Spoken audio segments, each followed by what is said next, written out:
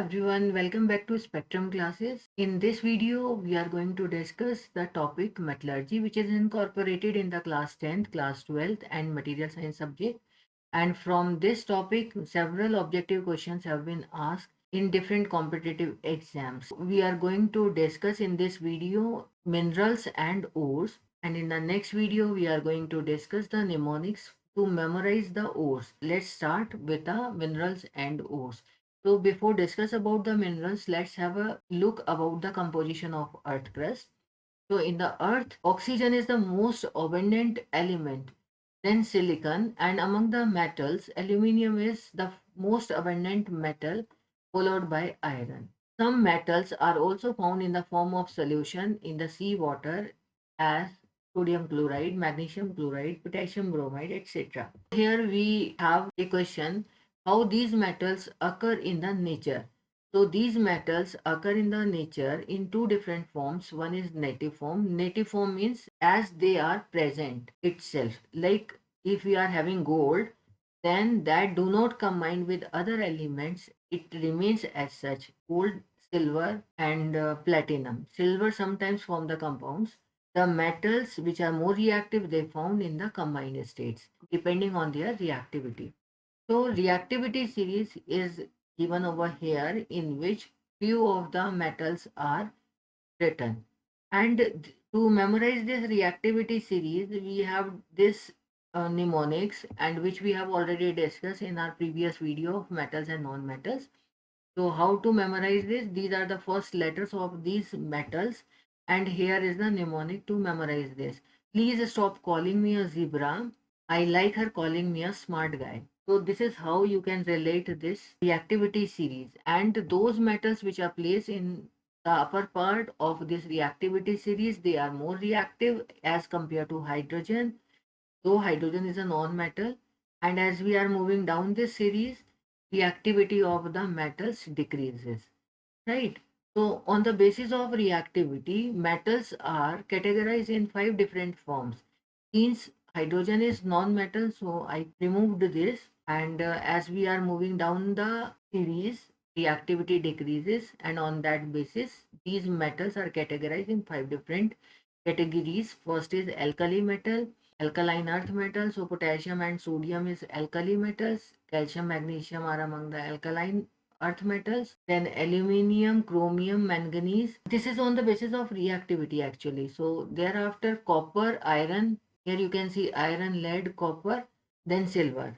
After that, the least reactive metal is gold and platinum. So on that basis, we are having categorization of metals and these metals found in nature in the form of oxides, sulfides, sulfates, carbonates and halides. So here alkali metals are found in nature in the combined state and their combinations are with chlorides, sulfates, carbonates. Alkaline earth metals form their salts as sulfates and carbonates. Aluminium, chromium, manganese form their salts in the form of oxides. Then copper, iron, lead, silver form their salts in the form of sulfides, oxides, carbonates, and silver is also present in the nature in the form of their chloride. The least reactive metals are found in the native state, means they do not combine with such anions, right? Now the question comes to my mind, how I get memorize all such things. Actually, this is based on their nature of the metal. Fine.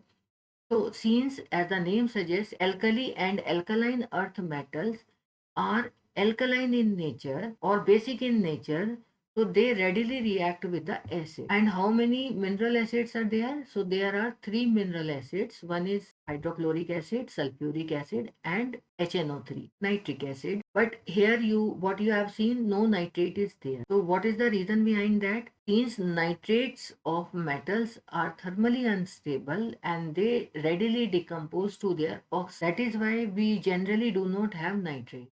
And why this carbonic acid? Since carbon dioxide is present in the atmosphere and it reacts with the rainwater to form carbonic acid. That is why we also have carbonates and bicarbonates of metal in nature. In this manner, we can relate compounds of these metals or we can relate the minerals as well as ores of these metals to them. The next is what is called minerals. So minerals are naturally occurring materials in which the metal is found in nature. A mineral has a definite chemical composition and is formed by inorganic process. For example, iron ore, that is hematite, magnetite, copper pyrite, copper glans, silver, horn silver, gold in the form of nature, or it is found in its native state. So they have their definite composition. Those naturally occurring materials which are having definite chemical composition are known as minerals. Minerals are further categorized in three different categories. One is metallic, non-metallic, and energy minerals. Metallic minerals are further categorized into three different categories. One is ferrous, non-ferrous, and precious metals. So ferrous metals are those metals which contain iron. Non-ferrous metals are those which do not contain iron, and precious metals are those metals which are expensive and they found in their native state. Here, examples of these ferrous, non-ferrous, and precious metallic minerals are iron, manganese, nickel, cobalt, non-ferrous, copper, lead, tin, bauxite, and precious gold, silver, platinum. The non-metallic minerals are limestone. This is the mineral of calcium, mica, again from aluminium, granite, etc. Energy minerals are coal, petroleum, natural gas, etc. So this is how the minerals are categorized into different categories. The next is ore. What is called ore? So ores are accumulation of minerals mixed with other elements. So what is called other element? That is gangue or matrix. Ores have high concentration of metals. For example, bauxite is the ore of aluminium and it contains about 70% of aluminium. From ores, metal can be extracted conveniently, economically, and in large. So, in other words, how we can understand this ore? Those minerals which are having high concentration of metal, and from those, it is convenient to extract the metals economically as well as in large quantity. Those minerals are termed as ores. Fine. So, in other words, we can say all ores can be minerals, but all minerals can't be ores. What do you understand with this? Since ores are having high concentration of metals, those can be minerals. But all minerals do not have high concentration of metals, so we can't term them as ores. So that is the basic difference between minerals and ores. Now the gangue or the matrix. Since metallic ores are often found to contain certain non-metallic rocky substance in them, for example, sand, clay, quartz, feldspar, silicates, mica, etc. These unwanted impurities are called gangue or matrix. And to extract the metals from the ores, first we need to remove these unwanted impurities, or what we can say gangue or matrix, and that process is known as concentration of ores or enrichment of ores. So these are the basic terminology which we are going to use in this topic metallurgy. I hope you understand these terminologies. So if you like this video, please subscribe my channel and give me a thumbs up. Thank you all.